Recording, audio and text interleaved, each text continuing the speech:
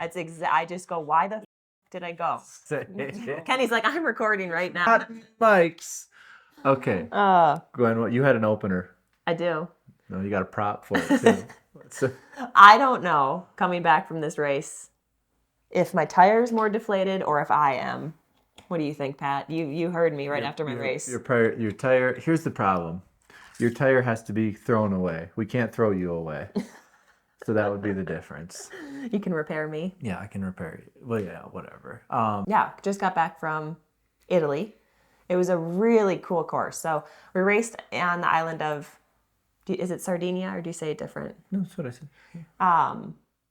In the past couple years in Cagliari, I actually like this city a lot better. Is it Alghero? Alghero. Oh boy. I've been there and I don't say it right. But so in Alghero, the course was really cool, right? It was a beautiful city, really good food. And then the course was technical and had these like 3 or 4 punchy hills, which I really, really liked. It was an ocean swim. The swim start got changed a little bit because they had all this algae that was protected. And so nobody could touch the algae. But then it caused we were allowed to touch it by running in. We were like the only people allowed to touch it. But then we'd sink in and all these people were falling. So they actually changed the start of the swim 15 minutes before the swim start to like a deep water start. But anyway, the water was just serene, like absolutely gorgeous, wonderful to swim in. I like ocean swims. And then, yeah, it was a technical hilly bike course and a hilly run course, which I was really excited for, but did not get to do. So, you had a quick turnaround where you did the race in Yokohama, and then you chose to come. It was only 2 weeks between, but you chose to come home to Colorado. Just give everyone a quick little rationale on that. I think it was like 2 years ago that I did some races like this where there was a week in between. And for those races, I stayed in Europe, and I just mentally was not happy because I didn't see the family. I felt sad, and I felt like that really impacted my race negatively. So I knew that, yeah, it's not the best for jet lag, but also I knew if I wasn't going to show up on the start line happy, that I might as well not show up at all. So like the option was don't race it or come home and then go back. So that's what I did. And it's to be fair, it's also a pretty easy flight. Like you just went you go Denver to Munich, and then from Munich you can get anywhere in Europe. Yep. So it's like, it's not that bad. Yeah. All things considered. So felt pretty bad last night coming home, but yeah. Coming home's always tough, but I think, what went right in the race, right? Because I think you were probably, you had a lot of, I would say, just anxiety going over there around like, okay, well, this is going to be a really hard opening to the way that the bike rolls out with what we knew that the course was going to be technical in nature and also quite dynamic. We'd never seen it before. Yep. So just kind of give us like a little bit of a snapshot there. How did the swim go? Yep. So I think I had a pretty solid first lap of the swim, and then second lap of the swim, I lost a little around the buoys, got caught up in some mess, and never gained that back upon the exit. But I was still like in that kind of, not the front. There was like a front group of what, six? So I wasn't in that group, but like that next pack, and so. Yeah, I got out of the water and had a better transition than Yokohama and a much better opening of the bike as well than I think I've had in the past couple of years. Well, I would say that if a year ago you were on, because you were on the back of the group. Yes, I was probably the last one to make the group. Would say in previous years you would not have connected with that group. Correct. Yeah. So that was a positive. And I loved the course, like... Yeah, and I was really happy. In Yokohama, I never touched the front. And that was something for me that I was like, I have to touch the front. Like, I'm strong enough to take pulls. I am, I need to help. And so that was something I was proud of, that I did do that. We were in like a little chase of like 3 to catch that main pack. And then basically started the second lap. Big... A lot of sealant just spraying everywhere. I cleaned it off your bike this morning. It was a lot. There was sealant. I've never seen.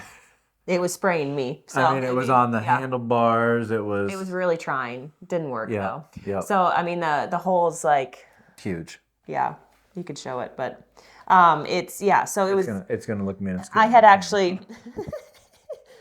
actually just, there's 2 wheel pits per lap, and I had just passed the first wheel pit, which is very disappointing. And so then it was a front flat, and it was on a technical section, basically. We had a technical right-hand turn where there was a bunch of men that actually crashed, and then a left-hand onto the cobblestones, like roundabout. And so I had to go pretty slow in those sections to not crash with the front flat. So I lost a lot of time to that wheel pit, changed my wheel. And I really tried the next few laps. There was like 3 or 4 laps where I was just completely solo. My power actually was the same as it was that first lap when we were like, going hard, but somehow the time was just blowing out absurdly. And I got pretty deflated after that. And then somebody said there was a group behind me of like 2 or 3. So I was like, oh, maybe I'll wait for them. And I did. And then we got caught. So yeah, it was really, really devastating. I don't think, you could correct me, but I don't think I've been that emotional after a race since having kids. No. I called Pat and he was just like, are you okay? And I wanted to say emotionally, no, physically, yes, but I couldn't really talk. So it was, I think I struggle a lot when there's things that are outside of my control.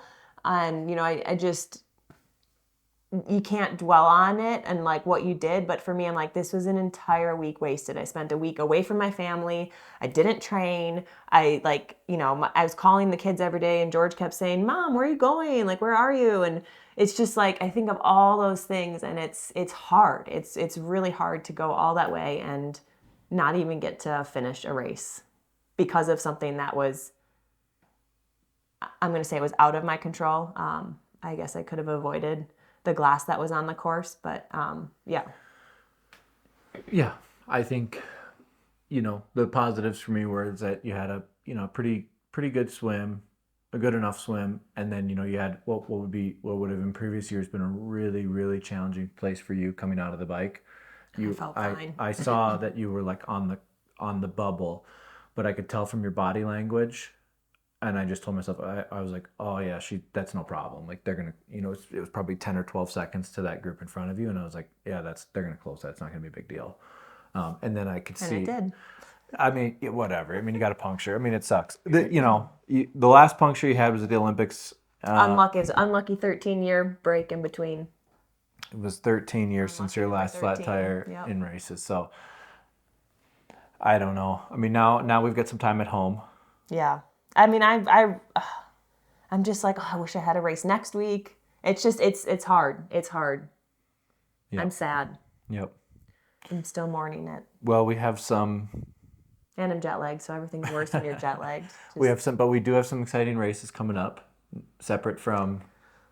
Oh, I thought we were going to talk about the WTCS because I'm like, I was planning on maybe skipping 1 or 2 maybe, and now I'm like, well, I just lost a score, so I kind of have to do all of them. Ugh, I don't know what I'm going to do. Lost the luxury of choosing. Yeah, that's all right. Well, this was a short video. What are our races coming up?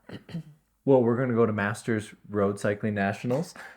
Pat is way more excited about it than me. He actually was like, when I'm doing this and I'm taking the kids and I'm going to Wisconsin, my parents' house, with the kids. And I was like, you're not going there without me. It wouldn't, yeah. So then he's like, you might as well race. In a normal year, obviously, I don't think you'd come to this event. But they're within 30 minutes of your parents' house. The road course is great for you. And Pat's going. Basically, Pat's going and is kind of like, well, it's a good excuse to see my family, good excuse to spend some time at home. And